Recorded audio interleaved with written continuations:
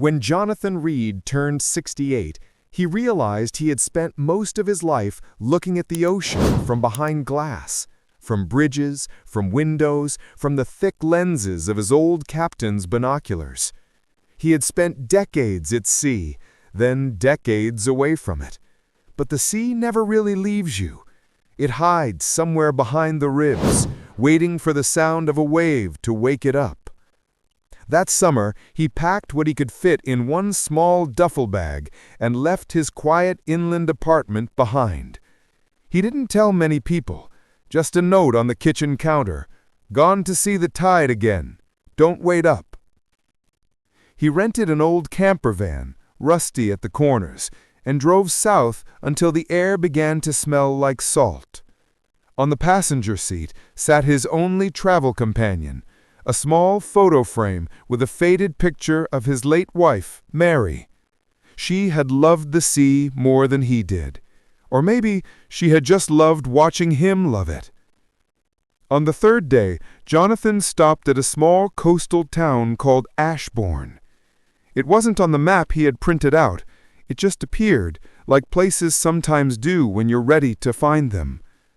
The road led him to a single gas station, then a diner with a hand-painted sign, "Eli's Place, Coffee and Pies." Inside, the smell of cinnamon and engine oil mixed into something unexpectedly comforting. Behind the counter stood a woman in her 60s with salt-gray hair tied in a bun. Her name tag said, "Eliza." "You look like a man who's been driving since the 70s, she said with a smile. "Since yesterday morning," he replied, "though it might as well have been since 1975. That made her laugh, the easy kind of laugh that only people who have lived long enough to see their own mistakes as stories can make. She poured him coffee, black and strong. He noticed a small scar near his wrist, like a faint reminder of an old burn. "You're not from around here," she said. "Not anymore," he answered. "Then you're lucky," she smiled. "This town's full of people who never left and wonder what it's like to come back." They talked like two people who weren't supposed to meet, but somehow always would. She told him about the local lighthouse, abandoned since 1983 after a storm had taken down half its railing. Jonathan told her about the time he was stuck in the North Atlantic for 5 days with a broken engine and a prayer. She didn't flinch. She listened the way the sea listens, fully, without interruption. Before he left, she slipped a small folded note into his hand. "Walk to the lighthouse at sunset," it said. "The path starts behind the dunes. You'll know it when you see it." That evening, Jonathan followed her directions. The dunes stretched endlessly, covered in tall, dry grass that whispered under the wind. The sky was bruised with orange and violet, the kind of light that makes you forgive everything for existing. The lighthouse stood at the edge of the cliff, silent and empty, its glass eye cracked but still catching the dying sun. Jonathan sat on the rocks and stayed there until darkness took the horizon. He thought of Mary, of every storm they had survived together, of everyone they hadn't. When the first stars appeared, he heard footsteps behind him. Eliza was there, holding 2 paper cups of coffee. "You found it," she said. "I think it found me." They drank in silence. The tide crashed below, patient, endless, ancient. After a while, she said softly, "People think storms are the end of something, but sometimes they just show you what's still standing." Jonathan looked at the horizon where the last line of light met the dark. "Maybe that's why I came back," he said. "To see what's still standing? To see if I am." The morning started soft, a kind of silence that belongs only to small coastal towns. The air smelled of salt and driftwood. The horizon was a pale silver line. Jonathan and Eliza walked side by side, taking slow steps down the narrow strip of sand between the cliffs and the tide. He carried the backpack. She carried the compass.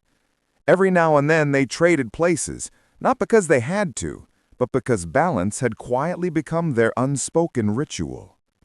When the sun rose higher, they reached a narrow path between two large rocks. Locals called it the Jaw, because during high tide, the sea swallowed it completely. Jonathan remembered this place from his early years. Smugglers once hid there. Now only seagulls and stories remained.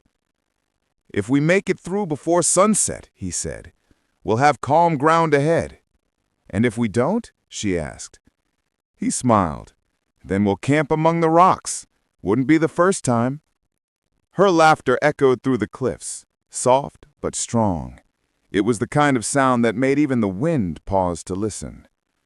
But by late afternoon, the weather began to turn. The first gusts of wind came like whispers, curious, cautious, and then grew bold. The sky thickened. The waves started rolling faster, heavier, as if the ocean had suddenly remembered an old anger. Jonathan looked at the sky and saw the change, a dark bruise spreading east to west. "Storm's coming," he said. Eliza's eyes followed his. "Fast?" He nodded.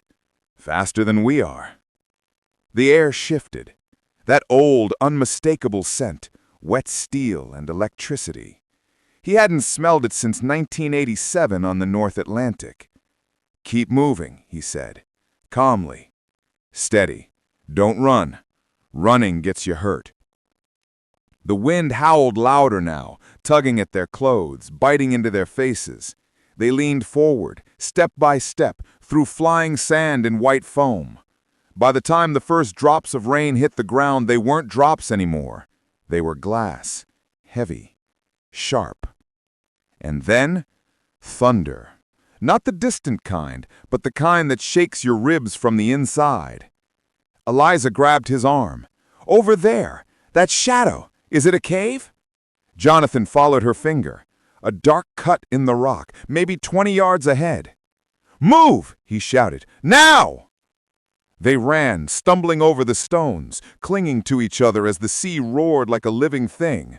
Waves hit the cliff walls, exploding into spray. By the time they reached the cave, their clothes were soaked through. But inside, it was dry, quiet, a perfect shelter carved by time itself. Jonathan lit a small candle from his pack, the flame trembling like a heartbeat. The walls glistened, wet but strong. "Looks like we found ourselves a hotel," he said, shaking the water off his jacket. Eliza wrung her hair and laughed, more like a honeymoon suite for fools. "Better fools than victims," he said. They laughed together, the kind of laughter that doesn't need volume, just survival. Outside, the storm raged on. Inside, time paused. Jonathan set the candle between them. The flame threw long shadows on the stone walls, like ghosts of all the storms they had already lived through. "I used to love storms," she said softly. "They make the world honest. When the wind howls, you can't pretend to be calm anymore." He nodded. "I know what you mean. Fear's not the enemy. It's a signal. Panic, that's what kills you." He told her about that 5-day stretch in the Atlantic, when the radio died and the crew prayed in silence. How he realized that prayers weren't for miracles, just for hands that still worked. She listened and then said, "Maybe that's what faith really is, asking for one more sunrise, not for rescue." He smiled. "That's a better definition than any I've heard in church." The storm screamed outside for hours, but inside the cave, it turned into rhythm. By the time the thunder softened into a hum, both of them had drifted into half-sleep, bodies tired, hearts strangely light. Sometime past midnight, Jonathan awoke to a sound that didn't belong to the weather. Metal against stone. He stood, listening. Another sound, A soft, deliberate scrape. He stepped toward the entrance and saw nothing but darkness. Then, in the flash of lightning, a shadow. Human. Watching. When he turned back, Eliza was already awake. "You heard it too?" she whispered. "Yes. I thought it was my imagination. Let's hope it was both of ours."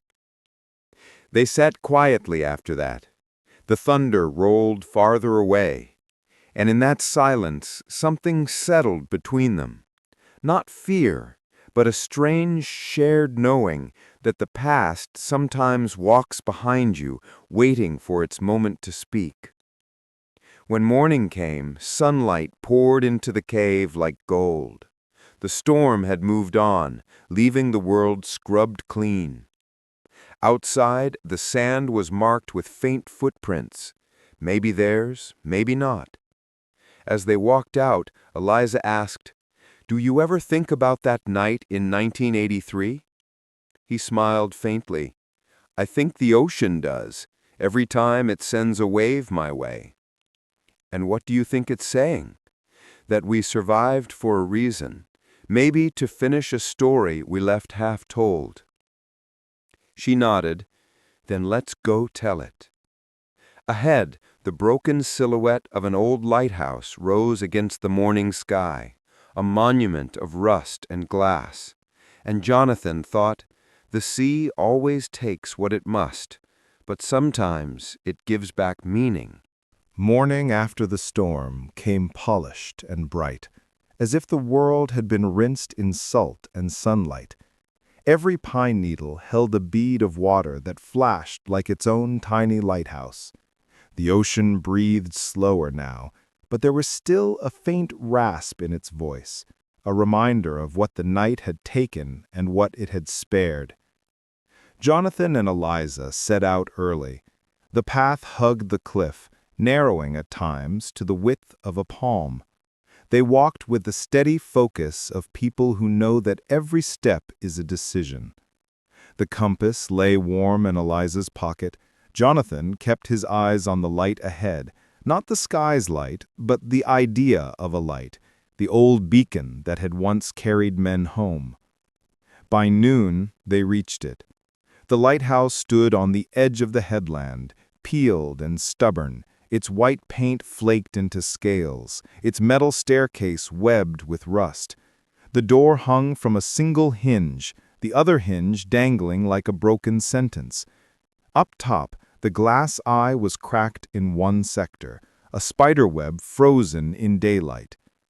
"It's larger than I imagined," Eliza whispered. "And kinder." "That's the trick of lighthouses," Jonathan said, smiling. "They pretend to be kind. Inside, it's all gears and balance, precision or nothing. Without that, kindness doesn't shine." They stepped carefully into the cool iron smell of the tower. The room carried the ghost of lamp oil and wind. A faded Morse chart clung to the salt-bitten wall. Jonathan traced a fingertip across the dots and dashes, like a man reading an old prayer by touch alone. "SOS," he murmured. Once upon a time, those 3 letters could move heaven and water. And sometimes silence saved more than words did, when there's nothing to say but everything to do. The staircase rose in a tight coil. Halfway up, something gleamed in a crack between stair and wall. Jonathan crouched, pried it loose, a small, bent brass plate stamped with tidy letters and numbers. E. Hart, Keeper's Log, 1969 to 1974. Beside it lay a tiny key. Keeper's logs were always hidden, but it looks like this one was left behind. Or returned by a storm. The sea brings back what no one remembers to look for. Try the key. At the top, they found a round room beneath the lens. Dusty, dignified, waiting. A metal pedestal held a small locked compartment. The key turned with a soft, surprised click. Inside lay a weathered notebook bound in cracked leather. On the first page, in firm handwriting, Edmund Hart, Keeper. If this light ever goes out, keep the stories burning. Eliza smiled. Someone knew how to write like a living person. They read standing shoulder to shoulder. Weather notes, storm dates, names of fishing crews who had ridden the night home with this beam as their guide. Coordinates scribbled in pencil. And between the entries, crumbs of a life.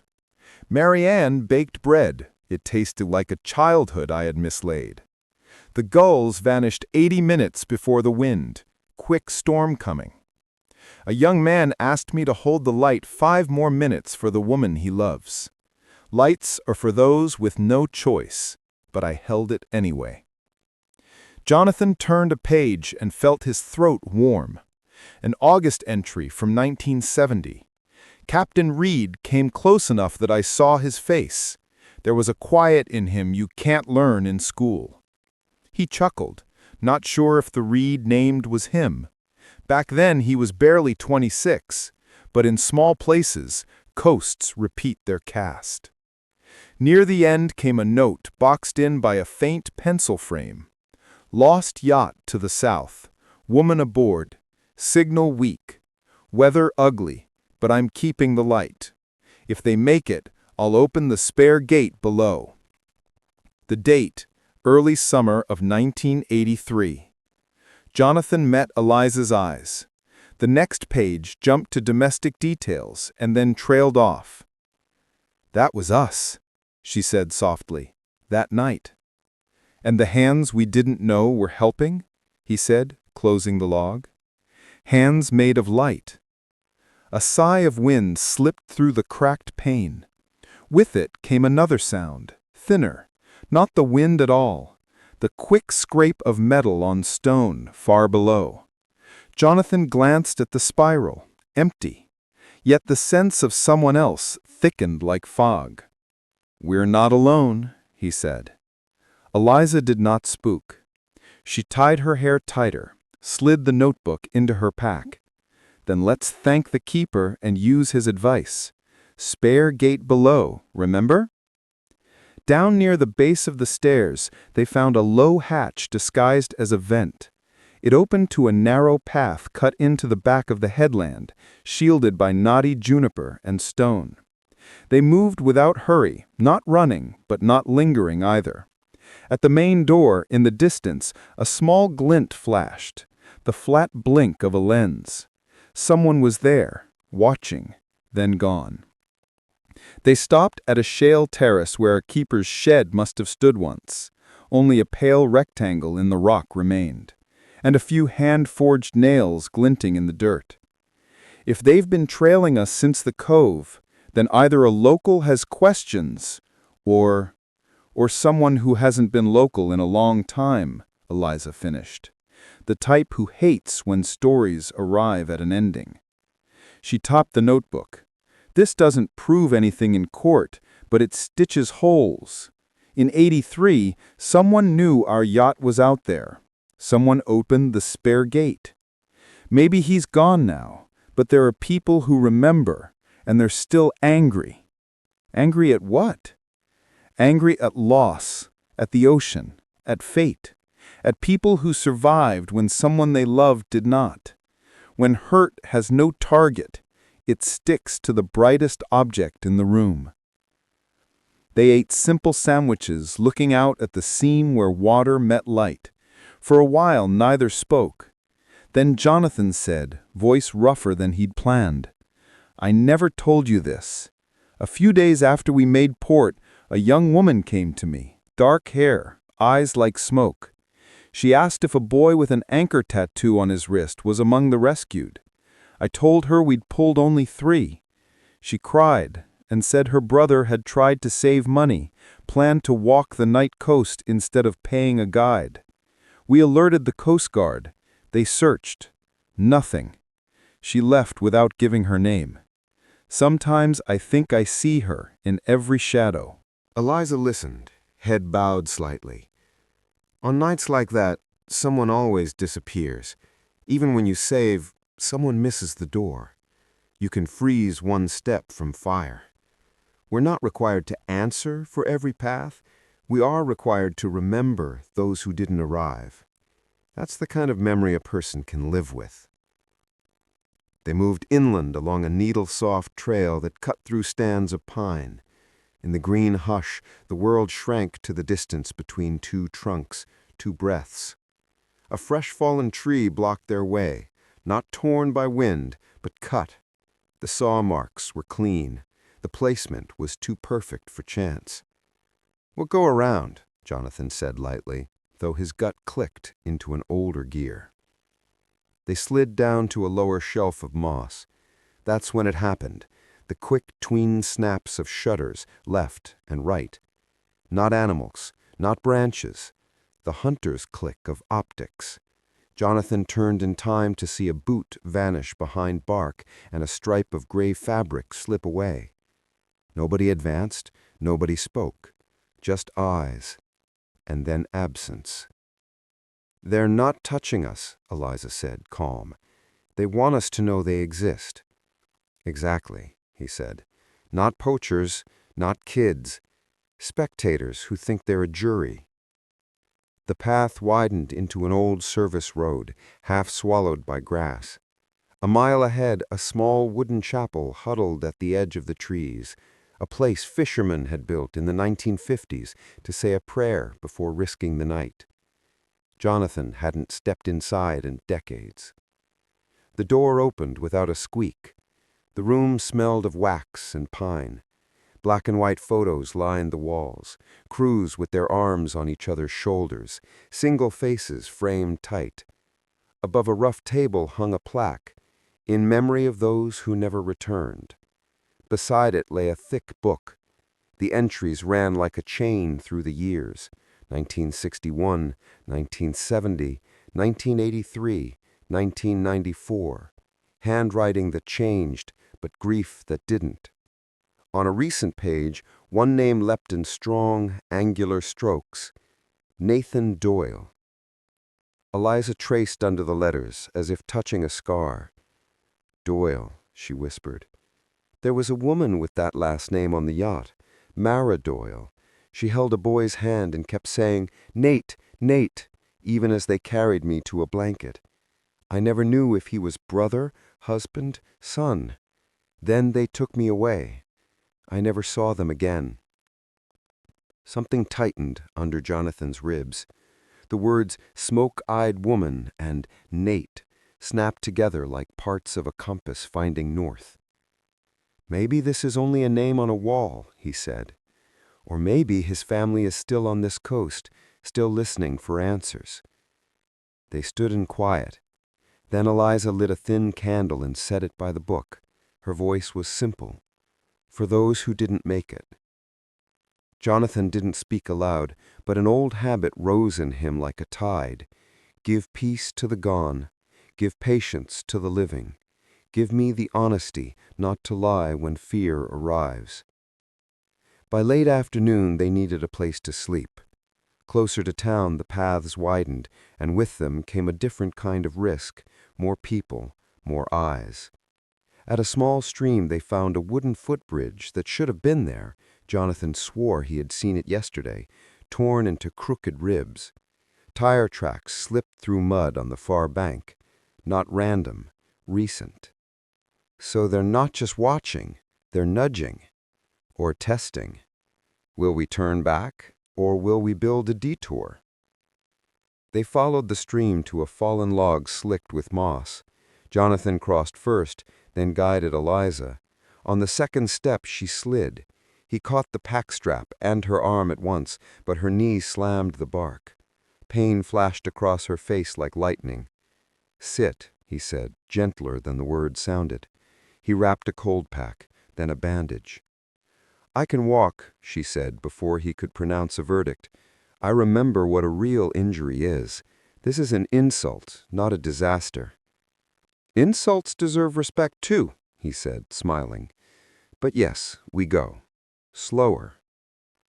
They camped in a small clearing beneath 3 broad oaks. The ground was level. The air carried the clean damp of evening. They cooked a humble meal, grain, a pinch of dried herbs, salt from a tiny tin. Food without pride, exactly what the body believes. When darkness pooled in the trees, the clicks came again, soft, deliberate. Jonathan kept his flashlight low to avoid blinding himself. 2 faint glints hovered far off, maybe an animal's eyes, maybe glass. He let his voice carry without force. "Good night," he said into the dark, steady as a lighthouse sweep. "If you want to talk, come in daylight. If you only want to watch, mind your footing. It's slick out here. We're sleeping." No answer, but the night eased, as if the unseen had sighed in return. Eliza slept first. Jonathan lay awake listening to far-off rain sort itself into order, to wind lay down the last bare twigs, to his own heart choose a slower beat. He thought of Nathan Doyle, of the smoke-eyed sister, of Edmund Hart, tying this coast together with pencil and light. He thought of faith not as ceremony, but as the habit of putting things where they belong. Candle by the book, compass in the pocket, fear under the blanket, so it won't catch cold. By daybreak they reached town. Civilization announced itself in modest ways, a gas pump with rolling numbers, a sign promising clam chowder, and a hand-painted arrow, Coastal Museum. Above the door a wooden plaque said open. Inside maps and net labels, a glass model of the lighthouse, crates with names stamped in faded ink. Behind the counter sat a man in his 70s in a baseball cap. His badge read Earl. His eyes carried the calm of a pilot who has landed in crosswinds. "I have been waiting for you," he said, and smiled at their surprise. "Not you exactly. People like you. The ones who come back to the light with questions." "Do they come often?" Eliza asked. "Every generation has its why," Earl said. "Back in '83 we had many. A woman named Mara Doyle came, then her son, and yesterday her grandson, a sharp-jawed kid with a camera and no sleep in his eyes. He's hunting a face to hang his anger on. Anger's like a wet rope, heavy, but if you grip right, it won't slip." "The grandson?" Jonathan said. "Was he in the woods?" "He's everywhere a story might be," Earl said. "He calls his channel Shoreline Truths, thinks the lens will corner the past. Truth is, the coast keeps its own counsel." Earl slid a thin envelope across the counter. "This was left for you. Whoever would come back and say thank you for the light. It's a copy from the keeper's log. Somebody made it before the tourists carried off the scraps." Inside was the page they had read upstairs, cleaner, sharper, plus a penciled line below the entry. "The boy with the anchor tattoo held the door while I fetched a coat for the woman. I said thank you. He nodded. Eyes like light. They look and do not judge. Same date. Same summer." Eliza pressed the page to her chest like something warm. Jonathan felt an anchor drop inside him, not to weigh him down, but to stop the drift. "Why are you helping us?" he asked. "Because I'm old," Earl said plainly, "and I know how the soul rusts on stories left unfinished, and because I believe faith isn't what you stare at, it's where you walk when it's dark." They stepped out into a square of washed sunlight. At the far edge stood the boy from the woods, gray hoodie, camera at his side, not raised. He looked at them, swallowed, and slipped away. Nobody followed. They didn't need to. The meeting had already begun. The road to Lighthouse Road felt different now. Not a retreat, not exactly a homecoming, but a hinge. Eliza's limp softened. The house welcomed them with the same lines as before, only the route inside had changed. She sat by the window, light resting on her shoulder. Jonathan set the compass on the table. The kettle sang low. They read from Edmund Hart's pages, out loud, like a pair of keepers trading shifts.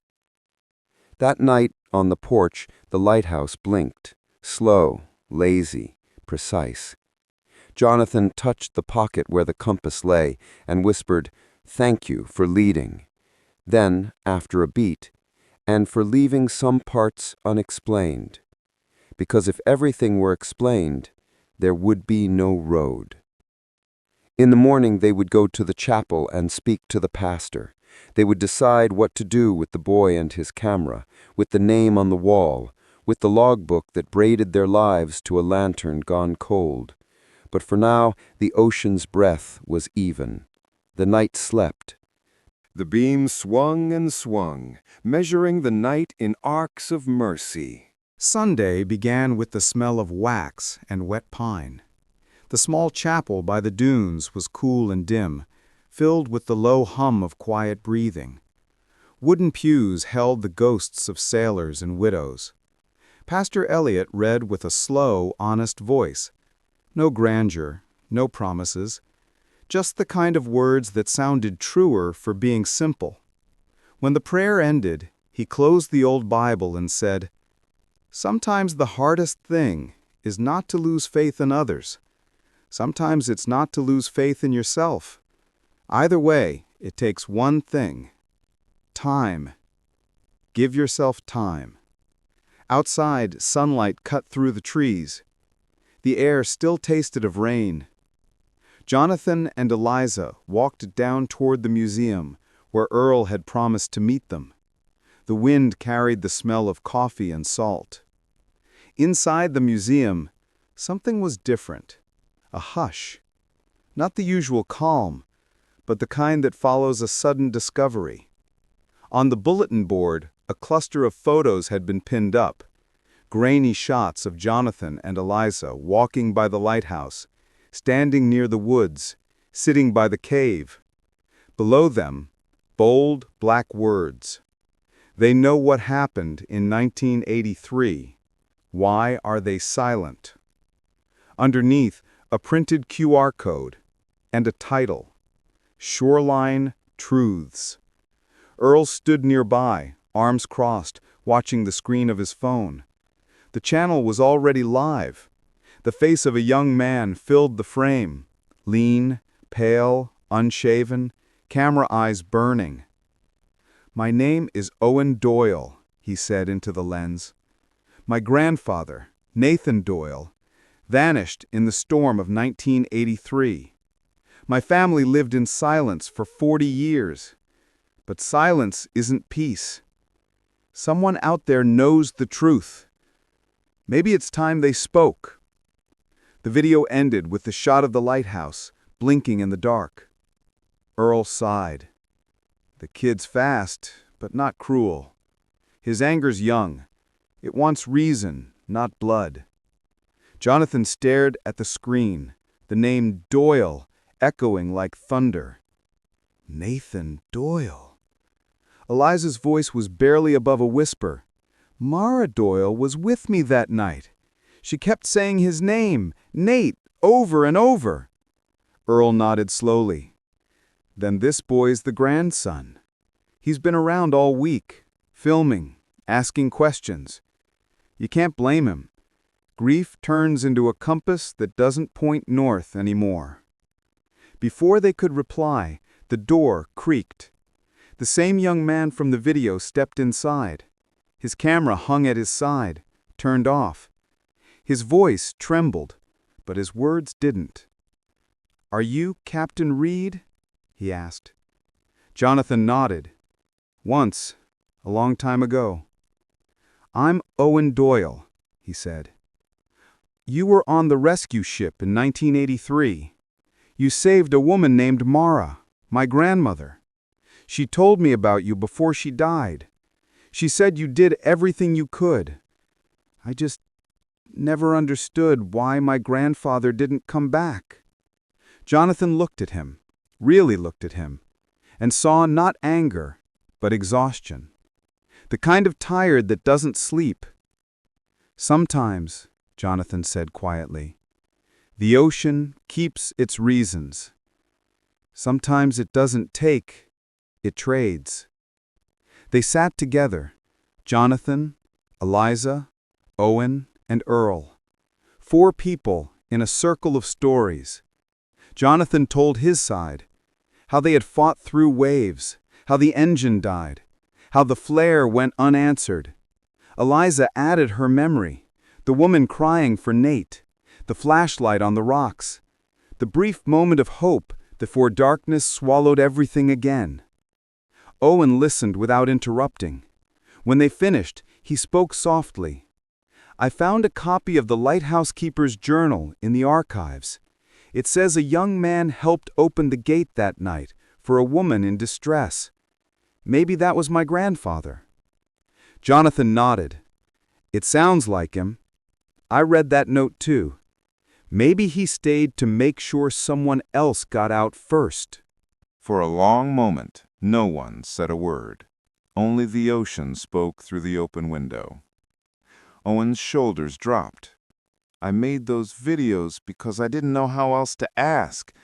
It was easier to accuse a stranger than to talk to ghosts.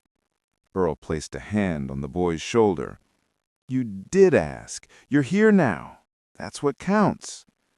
Before they could continue, a shrill cry cut through the air, the warning call of seagulls. Jonathan turned toward the window and froze. Over the cliffs, at the jaw, a swarm of gulls circled low. The waves below boiled white. There's someone in the water, he said. They ran. The world blurred. Sand, wind, shouts. When they reached the edge of the cliffs, they saw 2 figures trapped between the rocks, a man and a young boy, cornered by the tide. The waves were rising fast. Stay calm, Jonathan shouted. Don't move. Earl and Owen grabbed a rescue line and a life ring from the dock. Eliza tore the strap from her pack and tossed it to Jonathan. He tied it into a loop, a makeshift harness. Hold the line, he said. If we miss once, we don't get a second try. The first wave slammed against the rocks, cold, heavy. Jonathan braced himself and stepped forward, the line biting into his waist. Listen to me, he called out to the trapped man. When the next wave comes, don't fight it. Let it lift you. When you feel it drop, that's when we pull. The man nodded, clutching the boy. The next surge hit. Jonathan lunged forward, caught the boy by the collar, and rolled with the water. The rope tightened, jerking hard. Pain flared in his shoulder, the old wound tearing open again. But the boy was safe, coughing, crying, alive. Second one, he yelled. The man's still out there. Owen didn't wait. He tied the spare line around his waist. Your arm's gone. I'll take him. Jonathan grabbed his wrist. You're not trained. Neither were you the first time, Owen shot back. Before Jonathan could argue, the next wave crashed. Together, they lunged into the water, one guiding, one pulling. The rope cut into their hands, but they moved like one creature. The man surfaced once, eyes wide, gasping, and then the line went taut. The sea gave him back. They collapsed onto the sand, soaked and shaking. The boy clung to his father, sobbing. Eliza dropped to her knees beside Jonathan. His arm hung useless, but he was smiling. That quiet, incredulous smile of people who just stole life back from the deep. Then, behind them, a shout. Earl! He was on one knee, hand to his chest, face gray. Earl! Eliza screamed. The paramedics arrived minutes later. Too soon, too late. Time doesn't count in such moments. They lifted Earl onto a stretcher, oxygen mask pressed against his face. His eyes fluttered open, just long enough to find Jonathan and Eliza. Don't let the light go out, he whispered. Then they carried him away. The town fell silent that evening. Seagulls sat motionless on the pier. The sea, as if ashamed, rolled softly against the shore. In the museum, under the model of the lighthouse, Jonathan found a sealed envelope with his name written in Earl's tidy handwriting. Inside, a letter. Jonathan, every town survives because a few people refuse to let it fall apart. You're one of them, even if you'd rather hide in silence. Years ago, some of us built a small fund, donations, souvenirs, a few quiet gifts. We called it Light and Names. It's yours now. Keep it alive. Don't build monuments, build bridges. And if you can, find a way to carve Nathan Doyle's name into the chapel wall. Light doesn't ask for proof. Jonathan folded the letter carefully. He didn't speak for a long time. Eliza stood beside him, holding the key that came with the note. He trusted us, more than we trust ourselves. Then we'd better earn it, Jonathan replied. They spent the night in quiet exhaustion. Outside, the lighthouse blinked steadily, once every 10 seconds. Inside, 2 people sat by a single candle, reading Earl's words again and again until they became prayer. By morning, the sea had softened, and for the first time in 40 years, Jonathan Reed felt the tide was bringing something back. Not loss, not ghosts, but meaning. The night arrived without wind, a rare gift on this coast. The air felt thick, the kind of quiet that listens back. Paper lanterns hung from fishing line between the old oaks by the museum, glowing like small moons. Folding tables waited with thermoses of coffee and big pots of chowder. Children ran in loops, holding cardboard cutouts of lighthouses they had colored with shaky hands and brave hearts.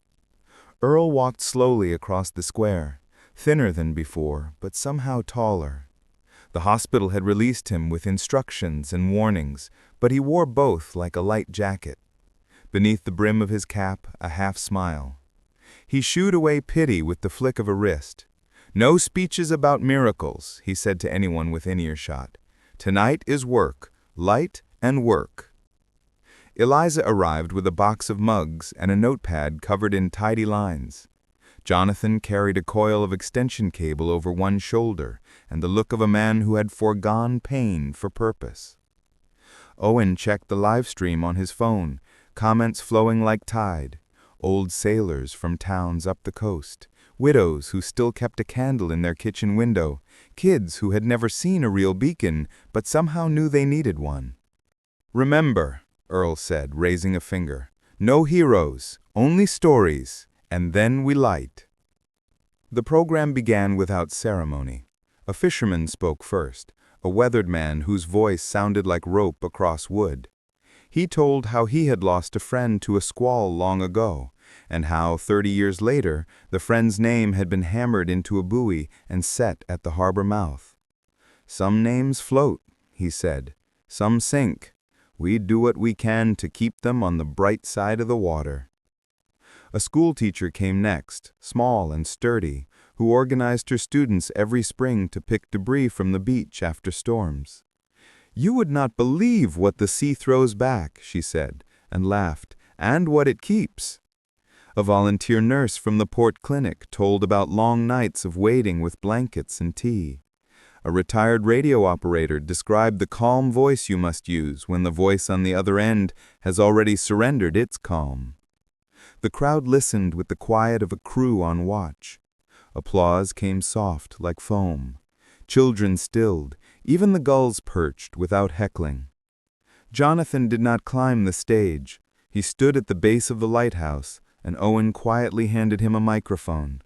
The cable made a little snake on the stone. The beam above was still dark, waiting. "When people ask me what faith looks like after a storm, I think of small things. I think of boiling water for coffee at dawn and of checking knots before the next tide. I think of walking back to where it hurt and refusing to make a shrine out of pain. You put your hands on what remains and you straighten it. You do not ask the sea for permission to keep loving the shore." He took a breath, and the night breathed with him. Eliza and I did not come back here to solve a mystery. We came back to continue a story. We found a logbook written by a keeper named Edmund Hart. We found a name on a chapel wall, Nathan Doyle. We found a town that remembers better than any single person can. And tonight we add light to that memory, not to erase the dark, to make it honest. He lowered the microphone. There were no cheers, only the sound of people swallowing emotion the way sailors swallow superstitions, carefully so they do not spill. Owen stepped forward last. He set the camera on a tripod but did not face it. "My name is Owen Doyle. My grandfather did not return in the summer of 1983. I spent a long time trying to decide who to blame. Then I watched two strangers pull a boy and his father out of a rising tide and realized that blame is a blunt tool. What I want instead is a way to carry the weight. So I brought my audience here tonight not to expose anyone, but to share the light with them. Whatever the sea kept, the light saw, and I can live with that." Earl cleared his throat. "Time," he said. "Let's bring them up." They did it like a ritual without rules. First the children with their cardboard cutouts, then the widows, then the fishermen, then the newcomers. People carried small oil lamps or candles in glass jars. One by one they placed them along the path to the tower, on the steps, on the low stone wall near the water. Light multiplied, not fiercely, but stubbornly. Eliza unlocked the lower door. The metal groaned, but not in protest, more like a body rising from a long nap. Jonathan and Earl took the first flight of stairs. Owen and Eliza followed, slow, careful. The tower smelled of old oil, salt, and the kind of dust that only happens near the sea, clean dust, honest dust. At the lantern room, the lens waited like a sleeping eye. Eliza wiped a last arc of glass with a cloth, the motion gentle, almost maternal. Owen ran a cable to the small auxiliary lamp they had installed, the one a local electrician had offered at cost. Jonathan placed his hand on the bronze rail, not to steady himself, but to acknowledge the metal, the years, the stories it had watched lift and fall. "Ready?" Owen asked, voice barely louder than a breath. "Ready," Eliza said. "Ready," Jonathan echoed. Earl did not speak. He rested his hand on the switch and closed his eyes for a heartbeat, as if listening for a permission no rulebook contains. Then he pressed down. No blaze, no fanfare. The light woke the way a friend does when you knock late, startled for a second, then fully present. It spun once, then again, finding its pace, laying a calm white blade across the water and the town and the black seam of horizon. Below, the crowd murmured, not a gasp, not a cry, a murmur of recognition, the sound people make when a promise is kept after they stopped expecting it. "Back on line," Earl whispered, but the words carried like prayer. "Back where it belongs." They stayed in the lantern room for a while, watching the beam write the night in even strokes. Owen turned the camera outward and let it watch what they were watching. The long sweep across the harbor, the slow return, the sweep again. Comments flooded the stream. "I can see it from the next cove. My father worked that light. My husband's name is on a plaque. I do not know why I am crying, and I am alone in my kitchen." Eliza leaned on the sill and smiled the kind of smile that forgives the body for being tired. Jonathan stood a step back, hands loose, shoulder quiet for once. He thought of the first time he had seen a lighthouse from the deck of a cargo ship, a younger man with too much certainty and not enough wisdom. He thought of Mary, and said her name to himself like a footnote and like a blessing. When they came down, the town had arranged itself around tables and buckets and music from a battered speaker. People ate, people told stories, people looked up every few minutes to make sure the beam still swung. Children chased their cardboard lights along the path. An old couple danced 3 slow steps and called it a waltz. The ocean hummed, no longer a threat, not yet a lullaby. Later, after the last bowl had been washed and the last paper lantern had burned to its wire, they brought the small brass plaque to the chapel. Pastor Eliot stood waiting under a porch light. The plaque was simple, not much bigger than a palm. Eliza held it while Jonathan turned the screwdriver. Owen watched, jaw set but eyes soft. Nathan Doyle, seen by the light.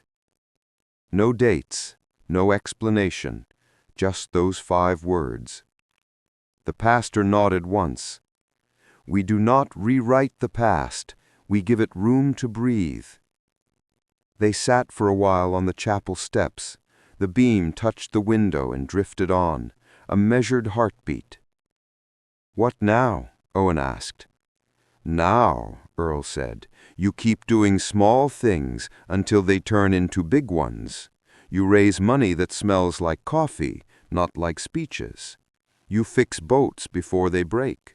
You answer letters from people who are still waiting for boats that will never return. You do not argue with them. You do not hand out reasons like bandages. You hand out time. Eliza drew a small ledger from her bag, the first page of a new book. At the top she had written in her firm, neat hand, Light and Names. Beneath, 3 columns, hands, head, heart. Tonight we start with hands. Tomorrow we work on head. And every day we check on heart. Make me the janitor, Earl said. I trust the person with the broom more than the one with the podium. Consider it done, Jonathan replied. He walked to the edge of the square and looked out at the water. The beam laid itself across the surface and came back, then went again. He could almost measure it without counting. The mind remembers the rhythm before it remembers the number. Once every few breaths, once every few hopes. A small boy came up beside him, red hair, freckles, the same boy from the jaw. He held a paper boat. For the museum, or for the chapel, or for you, the boy said, suddenly shy. He knelt, his shoulder complaining, his gratitude louder. He set the little boat on the low wall. For the tide, he said, let it decide. They walked together to the shore and placed the paper boat in the thin line of water that ran along the sand like a seam. The tide took it carefully, as if it knew the cargo was mostly faith. Thank you, the boy whispered. He ran back to his father, who lifted him and did not put him down for a long time. The square emptied slowly. Volunteers stacked chairs. Someone sang a verse of an old hymn in a voice that would have cracked if it had tried any harder. Overhead the stars came out. Not many, just enough to prove the sky knew its work. Jonathan sat on the stone by the lighthouse door. Eliza joined him, handing him a cup of tea. It tasted like salt and mint and relief. Does it matter? She asked quietly. All this, will anyone remember? It matters now. That's the part we get. Memory will do what it wants later. And your shoulder, she teased. It will complain, and then it will behave, like me. They laughed, the kind of late laugh that admits the day was long and good. Earl came by with a small bag of tools dangling from one hand like a Christmas ornament. Go home, he ordered, mock stern. I have the night watch. You sure? Jonathan asked. He tilted his cap.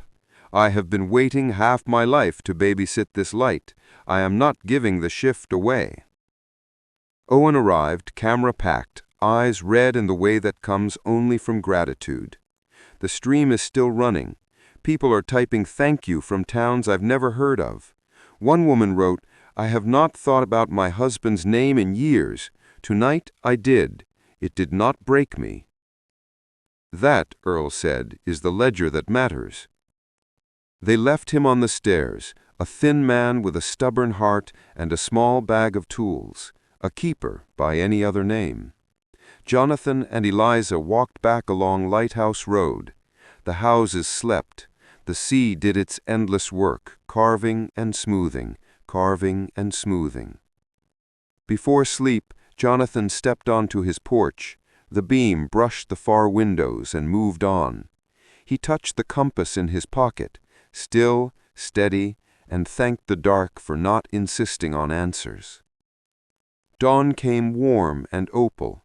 The tide had laid a long, clean plank of driftwood at the base of the lighthouse, straight as if cut by a carpenter. Someone had carved 5 letters into it while the night was not looking. Light and names. No one claimed the carving. Everyone did.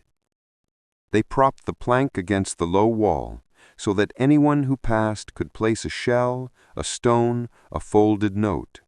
Eliza set a small scallop. Owen set a smooth gray pebble. Jonathan laid the compass on the wood for a single slow breath, then returned it to his pocket. "You lead," he told it, under his breath. "I will follow." That afternoon, the chapel smelled of sawdust and lemon oil. Pastor Elliot wiped his hands on a rag and nodded toward the wall.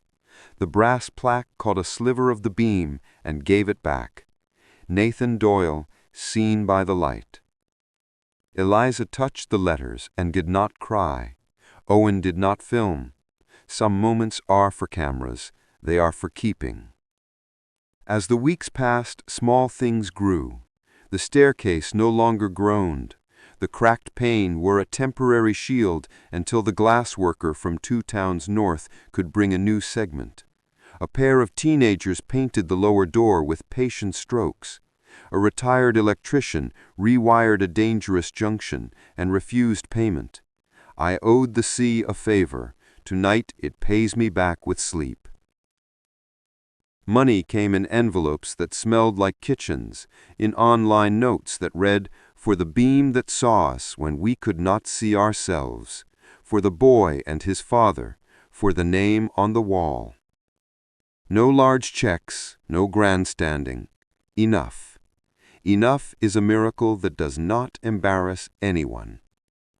Jonathan did his shoulder exercises with a stubborn rubber band and a grudging smile. On the pier at dusk, he counted his breaths and not his years. Sometimes a stranger would stop and thank him. Sometimes no one would, and he felt the same either way. To need applause is to build on sand. Eliza kept the ledger. Hands, head, heart, and refused to let the last column grow lonely. She scheduled time for quiet and called it maintenance. When people laughed, she grinned. "Ask any engine," she said. "Idle is not failure. Idle is how you live long enough to start again." On a clear evening, weeks after the first lighting, the town marked a new habit without calling it a tradition. At twilight, people stepped outside and looked toward the headland. The beam cut its path, unhurried, exact. No one saluted, no one sang. They simply watched, as if acknowledging a neighbor who had moved back in next door. A neighbor who kept odd hours, made no noise, and never failed to keep an eye on the street. After the storm, Jonathan said one night, pouring tea for Eliza on the porch, "I used to think faith would mean never letting fear in again." "And now?" she asked. "Now, I think faith is letting fear in, feeding it a sandwich, and sending it on its way with better shoes." She laughed and clinked her mug against his. The sound was small and perfect. Near midnight, Earl called. "One note," he said, "in the donation box. It says, 'For the light that saw me when I could not see myself.' No name." "That is the best kind," Jonathan said. He stepped outside one last time before sleep. The beam swung sure and regular. A small paper boat, maybe the same one, maybe its cousin, had washed ashore and lodged against the plank. He picked it up, smoothed its soggy crease, and set it back in the thin silver of water that stitched the sand. The tide took it without a splash. The night breathed. The town breathed with it. What had begun as a search for answers had become something steadier, a way to carry the questions. The sea would always take. That was its nature. But the light would always give. That was theirs.